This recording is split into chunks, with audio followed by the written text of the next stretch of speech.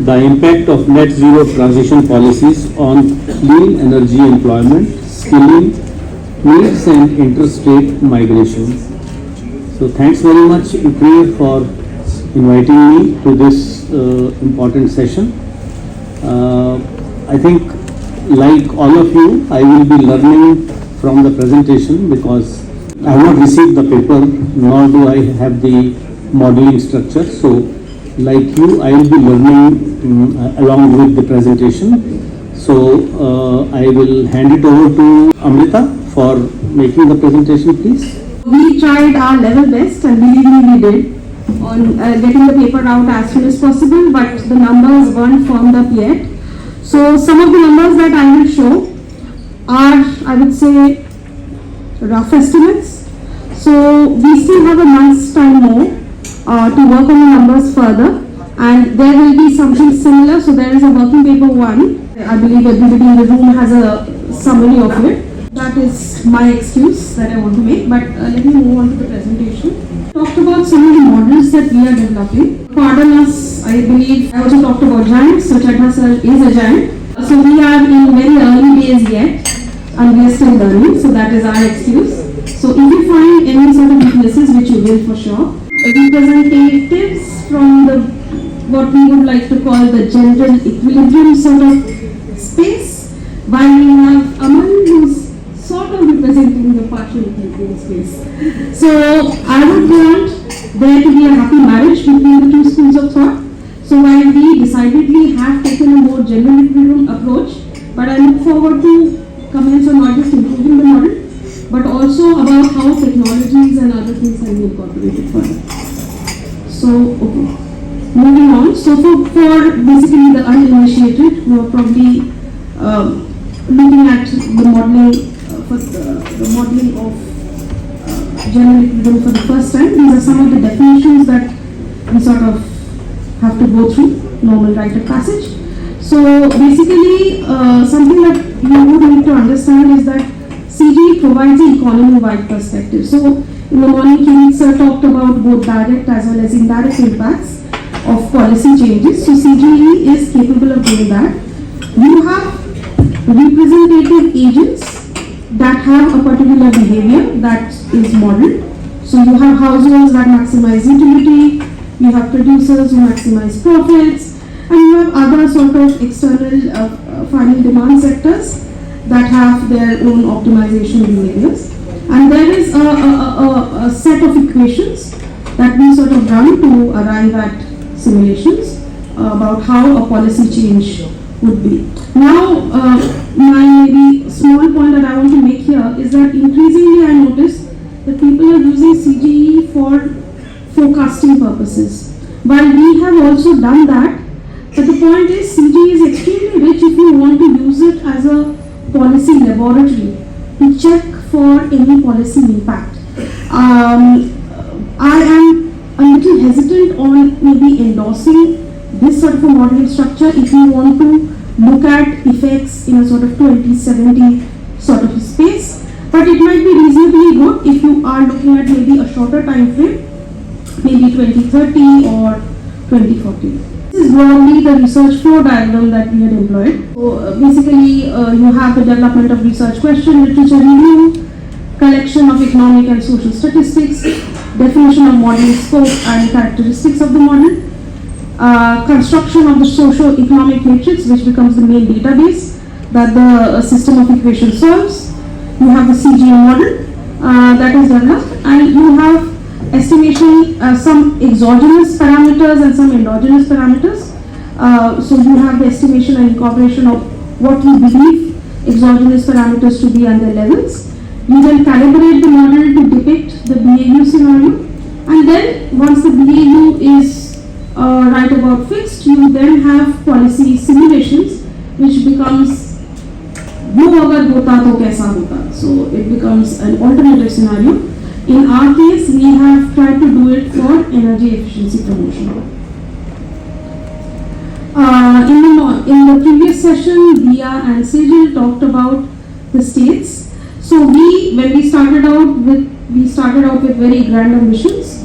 So we wanted to sort of emulate as closely possible the work that was done as part of the job analysis. So we also picked the same set of states. The rest of the other states were clubbed into rest of India. What we have tried to do is a multi-tiered analysis. So we start in terms of complexity from the easiest to the most difficult. So the easiest is pretty plain vanilla multiplier analysis. We have used the SAM that we created for the baseline of 1819, and at this juncture let me sort of acknowledge, I would say, the kindness and generosity and the wisdom of seniors from NCAR. So a special shout out to Devendra sir, he's sitting there, and also Purohit sir, who have been sort of friend philosophers and guides to a lot of the modeling that we are doing. This is the SAM that was created for the baseline of 2018-19, and we, like other colleagues talked about, we have made separate estimates for low educated, medium educated and high educated workers, and we particularly were focused on different electricity types. So I think Dia had already talked about it, but let me just quickly go over it again. We have 5 different electricity generation technologies that we incorporate. So coal-based power, other non-renewable sources, so gas or diesel. We have power based on large hydro and nuclear, etc., that we call ELEC-OCC. Solar power and power based on other renewable sources like wind, biomass, etc., that's called ELEC-ONC. So this is, I would say, what we find. So this is pretty easy to do. So something that I would want maybe the listeners or the viewers to take away is that the first 5 sectors are some of the largest employment creators in the country. But if you look at the total employment generated to direct employment ratio, so basically what Dia and Sejal presented in the morning were direct employment ratios. But using the SAM, we can actually look at the total employment, which includes the indirect impacts as well. So you would see that on a comparative scale, agriculture, construction, trade, transport, textile, that are the largest employment creators, have, I would say, conservative impact on total employment. But on the contrary, if you look at the energy sectors, here electricity is clubbed together. So coal and lignite and electricity have a very high sort of impact throughout. So any perturbation made in direct impact has a large reverberation throughout the economy. So you will have, as I've written below, energy sectors have very high relative spillovers in terms of employment creation. So any policy that has to do with energy has to take into mind the impact that it could potentially have on employment, not just direct but indirect as well. Employment generation. So this is in persons per rupees crores of output.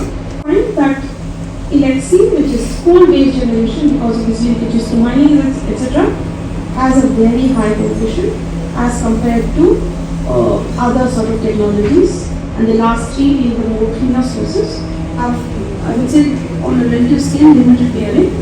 So in a sort of a trade-off, a per unit change in ELEC and per unit change in maybe ELEC-S, which is solar, will not be comparable. This is a multi-year dynamic model which is projecting till 2020. You would see in front of you the graph. So this shows the factor inputs that are predicted. So you will see, and something that is echoing what was said in the morning as well, that you have major gains that are coming up in the low scale sort of space over time, and high scale and medium scale do not benefit too much.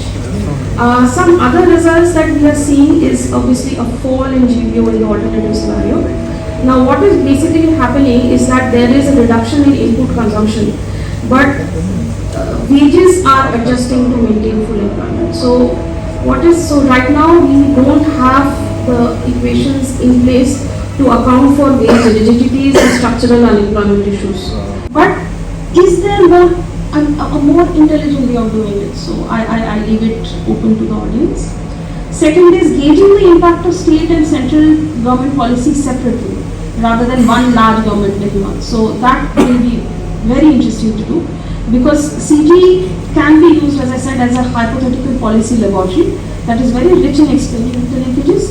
So looking at central government policy vis-a-vis a state government policy. So they will have, I would say, synergistic impacts.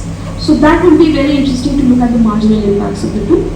Third is imperfections in the labor market. We have right now not been able to do it too much, but incorporation of wage rigidities, stickiness, specifically for low-skilled workers, unemployment rates of skilled labor, I talked about reservation wages, etc. It will be important for us to model that. And the last is transmission effects of shock from a state to a region. So the point is that with the increasingly globalized world, there is shocks can't be isolated. So transmission effect of a shock to a state, and this may not be a natural disaster but an economic disaster, or it may not, it could be a positive thing too. So how does it spread to other regions? So the analysis of contagion.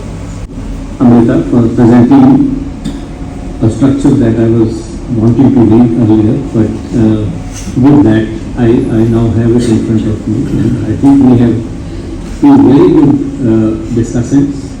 Good friend Dr. Jaideep Ghosh, welcome to the event, and Mr. Aman Malik from CEW. So I'm sure the discussants will bring forward their views on this. Before doing that, I just put up some bullets that I have noted while listening to what has been presented. First of all, if the discussants can comment on, Aman in particular, on partial versus general equilibrium issues, if you have in mind. And those who have not met with Jaideep and Basanta Pradhan have a wonderful paper on the similar issues which we keep referring to. So Jaideep, it is nice to have you with us at this event. First of all, yeah, you're welcome. First of all, I think I would like to know a little bit more about the SAM that has been used and the structure that I am seeing. It is 2018-19. So that's the base year. So I am not clear about if there is distribution among the households, because with energy policies, different categories of house, you mentioned about factors of production, 3 factors of production. However, with energy transition exercise, there is bound to be a lot of impact on the welfare of the households, the consumption patterns of the households. My first question is that would be my second ask from the discussants. Thirdly, it is interesting to see that electricity generation and coal and lignite have small share in the total employment, but their multiplier effect, that is total employment generated through direct employment, is 7 or 7 plus, close to 7 and 7 plus. But please note that as the years pass by and as we slow down on, because you showed coal being too high now, as we slow down, I'm not sure, not commenting on whether we will or not, but the assumption that we slow down on fossil fuels and coal generated electricity gradually, maybe even after 2050, would these large at a more than a global level, what we are saying is that most of the employment, if you want to really catch on, say, get if employment generation is something that you are really looking at in the future in a world, you have to have manufacturing in the country, right? So operation and maintenance, as I said, are very few jobs. They are much lower than what you would have in a coal power plant. So you really have to focus on manufacturing. It's even more important than construction installation, because of course construction and installation are regional jobs, right? So you would have them anyway, but manufacturing installation is very important because the number of people employed there per megawatt is actually very high. So you need to focus on that, and whichever country does it will have huge employment gains, right? Of course, the next thing we are seeing is that energy and employment is very peculiar because on a global level, it employs pretty much negligible amount of people, right? So we saw that what it was 0.4% in India. The numbers at a global level are actually also not very different. But what makes it very special is, of course, we have now energy transition, we are talking about policies which will directly impact these people. And secondly, this huge multiplier effect that you talked about, which you don't see in a lot of other types of economies, right? So this is, so the role of manufacturing, as I said, is very clear. The range of multiplier. Then second, the last thing what we are seeing at a state level is that, I mean, we all know that, you know, most of the jobs, of course, the coal jobs, when we talk about in a just transition type of aspect, we are seeing that at a state level, most of these jobs will be taken away, you know, in the eastern states, and a lot of them are going to be generated in the western states, western and southern states, where we have huge solar potential. But even with, but now coming back also to the manufacturing question, I think a lot of eastern states, they really have to look at, okay, if they were to somehow compensate a lot of these jobs, there are few approaches. One is they singularly need to look at, for example, what was said was about biogas sector. I mean, it might be a sector where in the larger scheme of things, you know, in the whole energy transition, it might not be that important, looking at, of course, a lot of cost related questions. But if your objective is really that you want to take care of all this unemployment that will happen, and we're talking about reskilling and everything else, we have to start thinking of technologies where the employment multiplier is actually huge to start employing those. So in eastern states, it would be, for example, we are looking at biogas maybe, because solar etc. we are, of course, this was also announced that there needs to be higher, you know, investment in solar so that they can also get some pie, you know, some part of the pie of that is happening. But really looking at simple employment factors, maybe even looking at can you have manufacturing type of industries in the east? So that's one more point. And I think the last point I want to make is that we have to look at all these transitions not in silos, because especially questions on employment, they are happening in a much wider structural change that is happening in the country, right? So we are right now, our share of manufacturing GVA is 14%, and it really, the kind of the bigger questions, the decisions that we are making, in which direction the economy is moving, that really answers the question, what will happen also from, you know, an energy transition perspective. Because energy transition is still a very small, it is a big transition, but still small in terms of the wider transitions that are happening in the country. So everything needs to be looked in that context. My last point is just related to the kind of, because CG is a very rich framework and can answer a lot of questions that kind of this partial equilibrium approach cannot, and a few of them are very pertinently also pointed by Dr. Chadda, especially looking at, let's say, the effect of carbon pricing. I mean, because CG type of models can say, well, if you introduce a policy and it changes how much people consume and how they expend, and how much they spend, so it means that you can also answer questions which are much more holistic than, say, just plug and play renewable type of policy. So I think I would be looking forward to how these can be answered. Thank you very much, Dr. Aman Malik. We have not met, but when I was hearing you, I was also looking at, somehow we have not met. So looking at your work that you did at Potsdam. So my compliments first. Hope that when you were talking about the partial equilibrium models, you had the IAMs in mind. Yes. So another very rich area of modeling is the integrated assessment models, for which Potsdam PIK is so well known for. And thank you, Amrita, for making my introduction to Dr. Aman Malik, who I am meeting for the first time. If you will start making IO table for all 36 states, it will take more than 3 years even to construct a state level IO table. Then also you won't come at. Even I can tell you, there was a debate about 140 sector, now SUP, new avatar of IO table, Dr. published the paper converted that into. These are very construction issues, these kind of things are very minute. Construction of SUP into IO table is already an exercise. It needs 6 months. Even somebody like me who is skilled enough, it takes months and months. So we IO table at a state level. National level IO tables are fairly a very good competition. unless sometime what happened, we constructed IO table for Maharashtra, because Maharashtra government was very happy. Oh, we have constructed and given them IO table. And it was nothing, just an approximation of it, all India table. But funders sometimes wanted that and you were compulsory just to make it.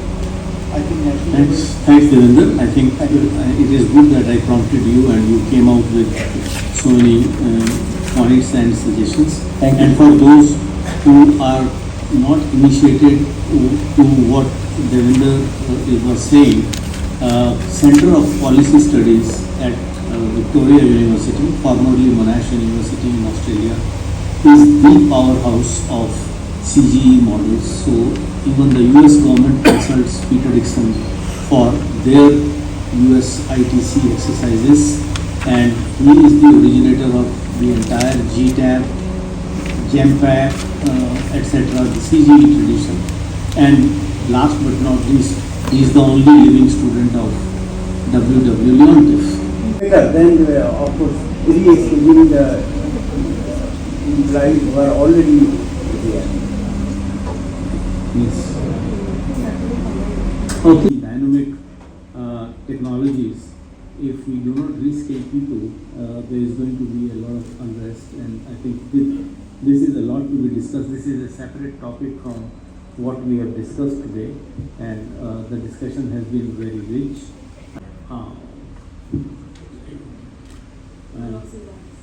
Yeah, you should have included him as a panelist. I don't know. So, if there are, I will ask you for questions.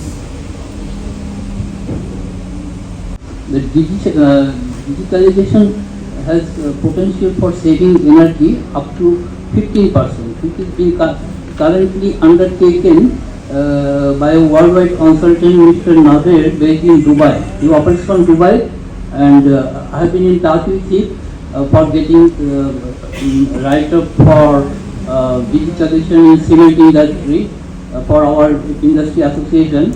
So he sent me an article, and he is also implementing, already done the implementation of digitalization in Ramco Cements in South and many others. So just now I can give you the contact details of Mr. Nader. Thank you. Last chance for one question. I'll just apologize in advance for asking this, but like based on my understanding of CG models, an issue that all modelers face is trying to find reliable estimates of elasticities, and these estimates that are typically used seem to be really old and aren't region specific. So I just wanted to ask where the estimates are coming from for your model. We have used information from secondary literature. So basically, I think there was a Pulitzer paper, so that had given some elasticities.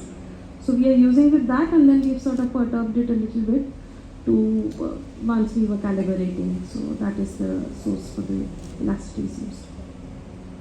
So I think Chadha sir will ensure that we get the maximum bang for our buck. Lot of hands to go behind it. So let me sort of thank the ICREER events team, Neha, Rajkumar, Rajesh, Karanjia, the project team. So you saw some of them who were sort of when the authors were called upon to release the report. So definitely them. So Sage India presented, and you also heard Poonami speaking and Abhishek, but also others within the team. Thank you very much. Thank you, sir. Yes, you are speaking from abroad, so I know. Yeah, thank you very much.